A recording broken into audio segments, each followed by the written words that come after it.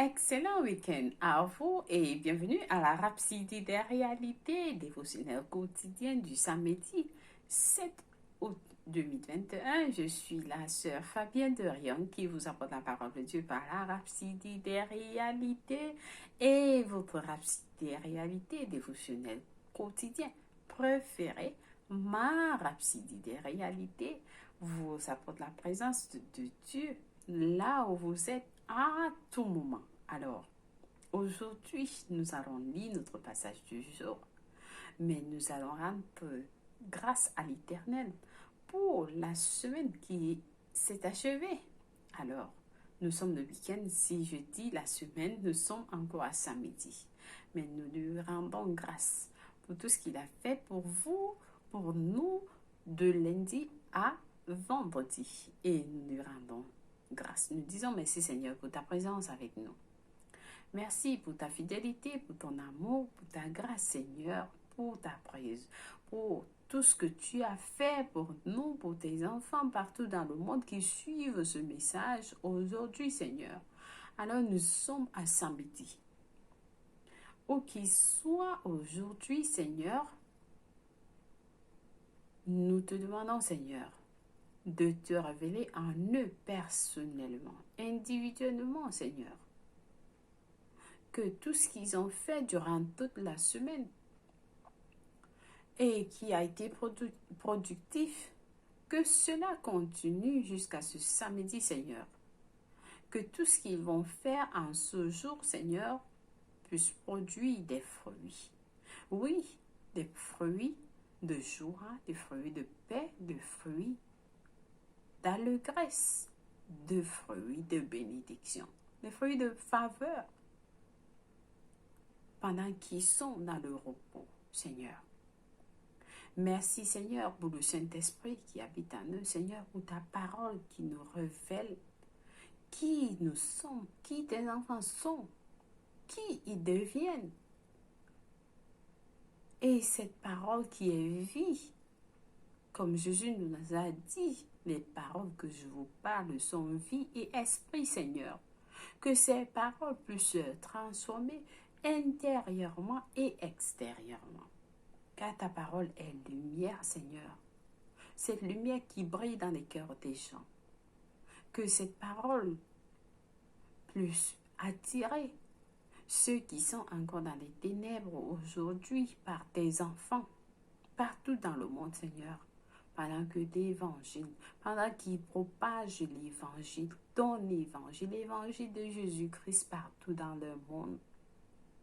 Nous te demandons, Seigneur, au nom de Jésus-Christ. Merci en ce mois de la louange, Seigneur. Alors nous venons vers toi pour te rendre grâce, pour te présenter nos cœurs, Seigneur, par ces chants d'allégresse qui nous rassurent ta fidélité. Car tu ne nous déçois jamais. Non, Seigneur, tu es un Dieu d'assurance. Nous avons confiance en toi, Seigneur. Tu es très fidèle pour nous décevoir. Alors, nous te disons merci par ce chant au nom de Jésus-Christ.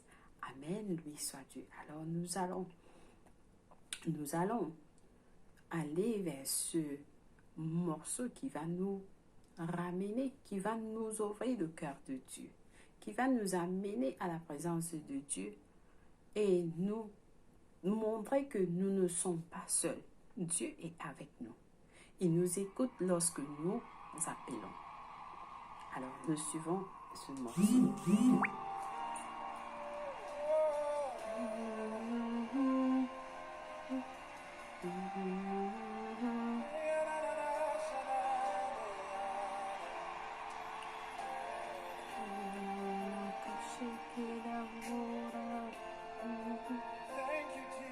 Thank you, Jesus. Merci, Seigneur.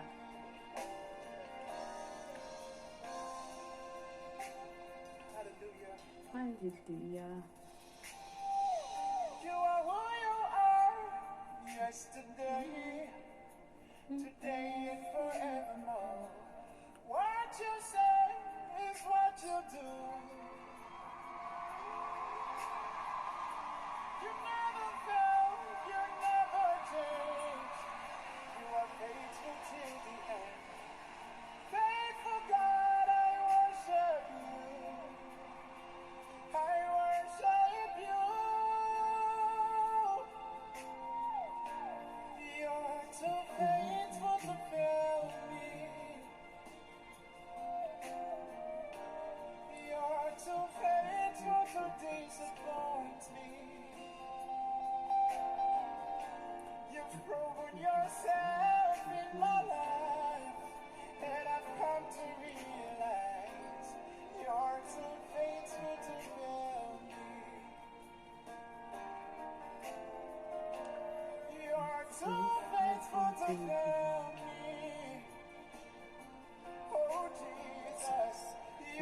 too faithful to disappoint me. You've proven yourself in my life, and I've come to realize you are too faithful to fail me.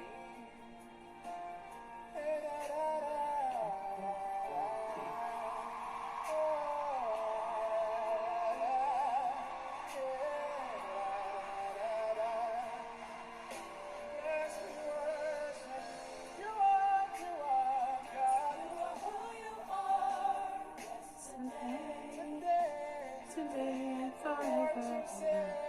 What you say is what you do. You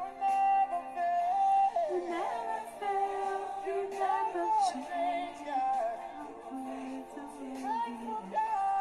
Faithful God, I worship you. I worship you. You're too faithful to fail me.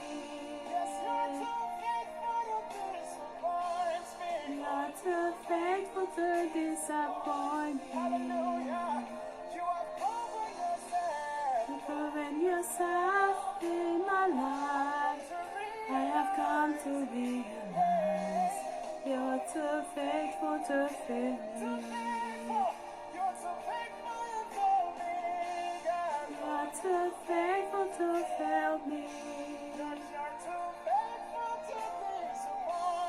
You're too faithful to disappoint me. You've proven yourself in my life. I have come to realize you're too faithful to fail me. Alléluia. Alors notre Seigneur Dieu est très fidèle qu'il ne peut pas nous décevoir. Nous lui faisons confiance. Il ne peut pas nous tromper. Il ne change jamais. Il est le même hier, aujourd'hui et pour toujours.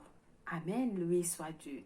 Alors, nous lui faisons confiance. Nous lui rendons grâce. Nous lui disons merci Seigneur pour ta présence. Merci pour ta parole que nous allons suivre aujourd'hui, qui va nous conduire dans ton cœur, Seigneur, qui va nous amener dans ta présence. Alors, nous venons avec un cœur humble pour lire le passage d'aujourd'hui qui est intitulé « Ressusciter ensemble avec Christ ». Parce que Oyakilome a pris ce passage de Colossiens 3, verset 1. Nous lisons notre verset du jour ensemble. « Si donc vous êtes ressuscités avec Christ, cherchez les choses d'en haut, où Christ est assis à la droite de Dieu. » Alléluia. Alors je pense que vous avez été bénis avec cette louange dont nous avons suivi. Et ce message nous dit ce que Jésus-Christ a fait pour nous. Le pasteur nous dit, quand Jésus est mort sur la croix, il est mort pour tous les hommes. Il est mort pour tous les hommes. Ceux qui vivent que légalement. Ce qui veut dire que légalement, tous les hommes ont été sauvés. Quand Jésus est mort sur la croix, il est mort pour tous les hommes. Ce qui veut dire que légalement, tous les hommes ont été sauvés. Alors, mais le christianisme n'a pas commencé à la croix ou à la mort de Jésus. C'est plutôt le produit de la résurrection. Amen. Sa résurrection a rendu la nouvelle vie en Christ possible. La résurrection de Jésus-Christ a rendu la nouvelle vie en Christ possible. C'est la raison pour laquelle la seule façon pour quiconque d'expérimenter la réalité vitale du salut est d'agir selon la parole de Dieu, écrite dans Romains 10, verset 9 à 10. Donc, il y a la partie légale de cette révélation. Parce que la confession, vous la faites avec, ça commence avec le cœur. Et ça, la partie légale, c'est lorsque vous la confessez. Vous agissez en ça. Vous confessez d'abord et puis vous agissez. Vous la vivez. Amen. Alors, Romains 10, verset 9 à 10 nous dit, Jésus a dit, si tu confesses de ta bouche le Seigneur Jésus, et si tu crois dans ton cœur que Dieu l'a ressuscité des morts, tu seras sauvé. Tu seras sauvé, car c'est en croyant du cœur qu'on parvient à la justice. Et c'est en confessant de la bouche qu'on parvient au salut. Donc vous voyez la partie légale de cela. Alors, vous ne pouvez pas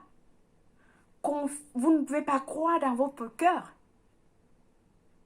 et vous pensez que vous avez reçu le salut. Non, vous devez confesser avec votre bouche pour que ce soit légal. Vous devez confesser avec votre bouche. Donc, rappelez-vous des paroles de l'Esprit par l'apôtre Paul dans Romains 6, verset 4. Nous avons donc été ensevelis avec lui par le baptême en sa mort, afin que, comme Christ est ressuscité des morts par la gloire du Père, de même nous aussi, nous marchons en nouveauté de vie.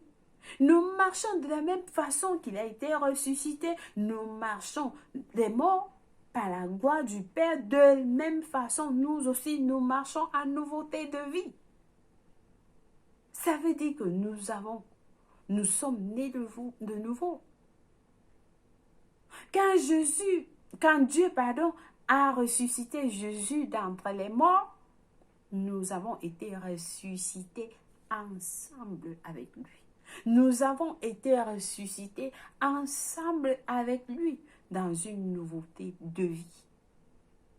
Nous sommes nés de nouveau, nous avons eu cette nouvelle vie. Nous sommes devenus des nouvelles créatures en Christ, en Jésus-Christ. Nous sommes devenus des nouvelles créatures en Jésus-Christ, vivant pour Dieu, ayant la vie transcendante. Ayant la vie transcendante. Lorsque Jésus est mort, nous sommes morts avec lui. Lorsqu'il a été enseveli, nous avons été ensevelis avec lui. Lorsqu'il a été ressuscité des morts, nous avons été ressuscités ensemble avec lui. Dans une nouveauté de vie, dont nous sommes devenus des nouvelles créatures en Jésus-Christ. Vivant pour Dieu, ayant la vie transcendante. Alléluia. Alléluia. Donc, la nouvelle création est le résultat de sa résurrection. La nouvelle création, lorsque vous naissez de nouveau, la nouvelle création est le résultat de sa résurrection. Il vous a fait sortir de la mort spirituelle pour la vie. Donc auparavant, tous les hommes étaient morts spirituellement, mais il nous a fait sortir de la mort spirituelle pour la vie. Vous avez été ressuscité avec Christ et est assis. Vous avez été ressuscité avec Christ et est assis ensemble avec lui dans les lieux célestes. Et maintenant, la Bible dit de chercher ces choses qui sont d'en haut. Cherchez les choses parce que vous êtes assis avec lui. Nous devons chercher les choses d'en haut. Colossiens 3, verset 2 nous dit « Affectionnez-vous aux choses d'en haut et non à celles qui sont sur la terre. Que vos regards soient fixés, affectionnez vous sur les choses d'en haut et non sur les choses de la terre. Parce que nous sommes assis avec Christ dans les lieux célestes. Nous sommes d'en haut. Ayez la mentalité d'une personne qui est née d'en haut et qui est assis avec Christ dans une position de domination, de gloire et de puissance. Que les choses de Dieu, les choses de son royaume céleste dans lequel vous êtes nés ait beaucoup plus de valeur pour vous. Oui, ayez cette mentalité. Que les choses de la terre ne soient pas une priorité. Que les choses de la terre n'aient pas de valeur pour vous. Ne vous attachez pas aux choses que vous allez laisser ici, sur terre, lorsque vous allez mourir. Mais que vous fixez, que vous ayez la mentalité d'une personne qui est née d'en haut et qui est assis avec Christ dans une position de domination, de gloire et de puissance. Que les choses de Dieu, de son royaume est un royaume céleste dans lequel vous êtes nés, ait beaucoup plus de valeur pour vous. Parlez le langage céleste. Parlez le langage céleste. Vivez et voyez les choses d'en haut. Vivez et voyez les choses d'en haut. La parole nous dit, nous sommes d'en haut et nous sommes au-dessus de tout. Nous sommes d'en haut. Nous venons d'en haut et nous sommes au-dessus de tout. Cela veut dire que votre regard, vous regardez les choses d'en haut, pas les choses de cette terre. Parce que ce sont les choses d'en haut qui ont plus de valeur. Celles qui sont sur la terre vont rester ici. La preuve en est que lorsque quelqu'un meurt, il ne part avec rien. L'apôtre Paul nous a dit, nous sommes venus dans ce monde avec rien et nous allons rentrer avec rien. Vous retournez comme vous êtes venus. Vous n'allez pas porter ce que vous avez accumulé sur cette terre avec vous. Non. Non. Donc, fixez vos regards sur les choses d'en haut. Affectionnez-vous. Affectionnez-vous aux choses d'en haut et non à celles qui sont sur la terre. Et non à celles qui sont sur la terre, chers frères et sœurs. Que vos regards soient tournés sur la vision de Dieu. Que vos regards soient tournés sur le plan de Dieu. Parce que Dieu va nous poser la question. Lorsque vous étiez sur terre, qu'est-ce que vous avez fait? Vous n'allez pas dire à Dieu, j'ai accumulé des maisons, j'ai construit des immeubles, j'ai eu 30 véhicules, j'ai eu ceci, j'ai eu cela. Et bien, il va vous demander, c'est où? Tout ça est où? Où est tout ce que vous avez accumulé? Alors qu'il nous a dit de nous affectionner. Affectionnez-vous aux choses d'en haut. Sa parole nous dit, affectionnez-vous aux choses d'en haut et non à celles qui sont sur la terre. Donc nous devons le faire selon la parole de Dieu. Amen. Loué soit Dieu. Alors, nous avons des études approfondies aujourd'hui dans Éphésiens 1, verset 18 à 23 qui nous dit ceci. Éphésiens 1, verset 18 à 23 qui dit « Et qu'il illumine les yeux de votre cœur pour que vous sachiez quelle est l'espérance qui s'attache à son appel. Quelle est la richesse de la gloire de son héritage qu'il réserve aux saints? Et quelle est envers nous qui croyons l'infinie grandeur de sa puissance se manifestant avec efficacité par la vertu de sa force. Le verset 20 dit, il l'a déployé en Christ et en le ressuscitant des morts et en le faisant asseoir à sa droite dans les lieux célestes, au-dessus de toute domination, de toute autorité, de toute puissance, de toute dignité et de tout nom qui se peut nommer, non seulement dans le ciel présent, mais encore dans le ciel à venir. Le verset 22 dit, il a tout mis sous ses pieds et l'a donné pour chef suprême à l'Église. Il a donné pour chef suprême à l'Église. Qui est son corps? La plénitude de celui qui remplit tout en tous. Alléluia! Donc Dieu nous a donné toute la puissance. Il a donné à Jésus-Christ pour chef suprême à l'Église. Et l'Église est le corps de Christ. Donc, nous avons eu cette même puissance, ce même pouvoir. Nous avons reçu cette même domination, cette autorité. Raison pour laquelle nous devons dominer, nous devons régner, nous sommes d'en haut et nous sommes au-dessus de tout. Amen. Loué soit Dieu. Le verset prochain, le deuxième passage des études approfondies est de Éphésiens 2, verset 4 à 6, qui nous dit, mais Dieu qui est riche en miséricorde à cause du grand amour dont il nous a aimés. Nous qui étions morts par nos offenses, nous a rendus à la vie avec Christ.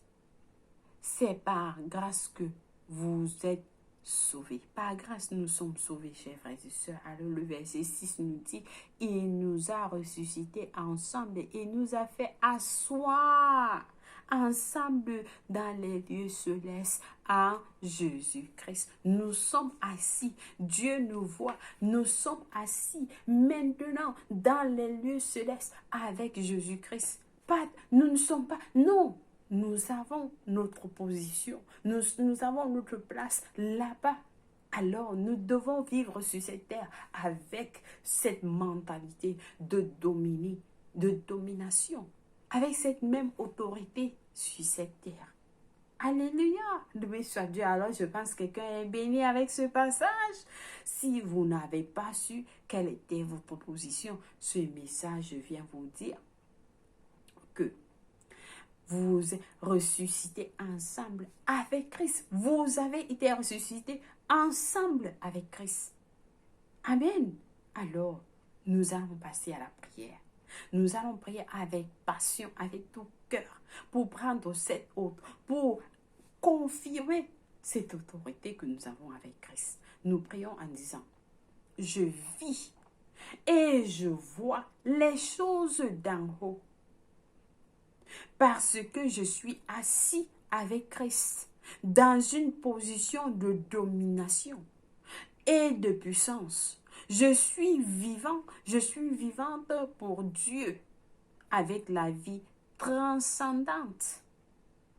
Je marche dans la prospérité, la victoire et la gloire, régnant et gouvernant dans le règne de la vie par Jésus-Christ. Mes affections sont fixées sur lui et sur les gloires de son royaume céleste, maintenant et toujours. Amen. Alléluia. Alors, quelqu'un a pris son autorité. Quelqu'un a pris son autorité en priant cette prière. Vous avez confirmé que vous avez votre position. Votre position est celle de la domination et de la puissance. Et vous vivez pour Dieu avec la vie transcendante que vous avez reçue par Christ. Amen. Alléluia. Alors là, la vie de quelqu'un, vous avez changé de niveau. Vous avez changé de niveau. Si vous n'avez jamais su cette vérité, alors votre position a changé. Dites à quelqu'un, ma position a changé. Ne me cherchez plus ici. Je suis déjà là-bas. Je suis déjà en haut. Donc moi, je domine. Je marche dans la domination. Alléluia. Loué soit Dieu. Alors, nous avons des études bibliques de 1 an aujourd'hui dans Romains 9, versets 30 à 30 et Romains 10, versets 1 à 21. Et puis le psaume 78. Pour la lecture biblique de 2 ans, nous avons à lire Luc 13, verset 31 à 35 et Juge 13 à 14. Alléluia, loué soit Dieu. Alors, nous allons passer à notre période du salut. Si vous n'êtes pas né de nouveau, c'est votre opportunité de donner votre vie en Christ. Vous avez suivi notre passage de Romains 10, verset 9 à 10, qui dit que vous confessez de votre bouche la Seigneurie de Jésus. Et vous croyez, si vous croyez de votre cœur que Dieu l'a ressuscité des morts, vous serez sauvés. Vous serez sauvés. Vous ne pouvez que faire, vous pouvez que être sauvés si vous croyez dans votre cœur et confessez avec votre bouche. Donc nous allons faire cela. Nous allons croire dans notre cœur. C'est la raison pour laquelle nous vous demandons de prier avec tout cœur. Et vous confessez avec la bouche en disant au Seigneur Dieu, je crois en Jésus-Christ, le Fils du Dieu vivant. De tout mon cœur. Je crois qu'il est mort à la croix pour moi. Et Dieu l'a ressuscité des morts. Je crois qu'il est en vie aujourd'hui. Alors je confesse avec ma bouche que Jésus-Christ est le Seigneur et le Sauveur de ma vie à partir d'aujourd'hui. Par lui et par son nom, j'ai la vie éternelle. J'ai reçu la vie éternelle dans mon esprit par la foi. À partir d'aujourd'hui, je suis né de nouveau. Je suis désormais un enfant de Dieu. Merci Seigneur Jésus d'avoir sauvé mon âme. Alléluia, loué soit Dieu. Alors si vous avez prié cette prière, je vous rassure, Dieu vous a écouté et il vous a répondu. Vous avez reçu cette nouvelle vie en vous. Et cette position, vous êtes maintenant assis à cette place, cette position, vous êtes maintenant assis avec Christ dans les lieux célestes. Amen, loué soit Dieu. Alors, vous êtes bénis au nom de Jésus-Christ. Amen. Nous souhaitons un joyeux anniversaire à quelqu'un de spécial aujourd'hui. Si c'est votre anniversaire, nous vous souhaitons un joyeux anniversaire. Rappelez-vous, vous êtes assis sur cette position d'autorité. Vous avez reçu cette puissance de Dieu en vous. Alors vivez dans la prospérité, la victoire et la gloire. Régnez, régnez et gouvernez dans le règne de la vie par Jésus-Christ. Alors, vous êtes bénis au nom de Jésus-Christ. Nous vous aimons et Jésus vous aime plus. Alors, passez une belle journée, un joyeux anniversaire. Au nom de Jésus-Christ, Amen. Chers frères et sœurs, passez un excellent week-end. Que la main de Dieu vous suive, qu'il vous comble. Au nom de Jésus-Christ, Amen. Loué soit Dieu, gloire à Dieu. Au revoir.